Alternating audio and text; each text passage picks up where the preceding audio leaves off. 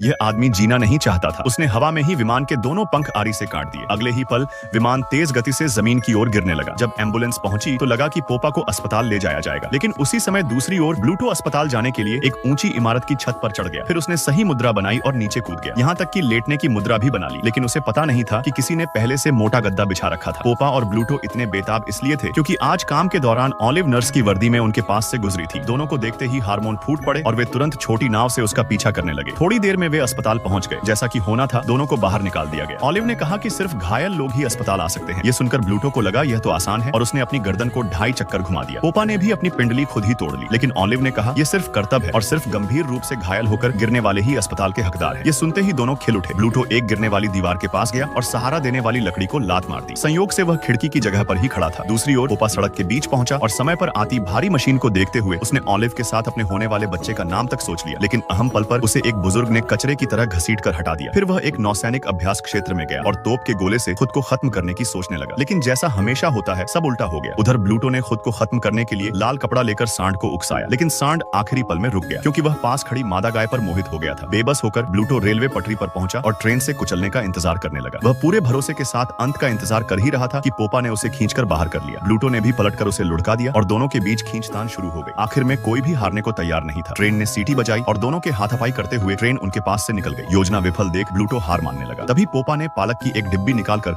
उसके मुंह में डाल दी। पालक खाते ही ब्लूटो में मर्दानगी लौट आई और उसने पोपा पर मुक्कों की बरसात कर दी। दर्द का आनंद लेता पोपा इसे सहता रहा। आखिर में ब्लूटो ने एक लात मारकर उसे अस्पताल के अंदर पहुंचा दिया। जब पोपा ऑलिव की बाहों में प्यार का सुख ले रहा था, तभी अगले पल उसे बाहर फेंक दिया गया क्योंकि वह एक पालतू जानवरों का अस्पताल था। ये देखकर दोनों अंतिम पागल कुत्ते बन गए और अंत में दोनों को मानसिक रोगी समझकर पकड़ लिया गया।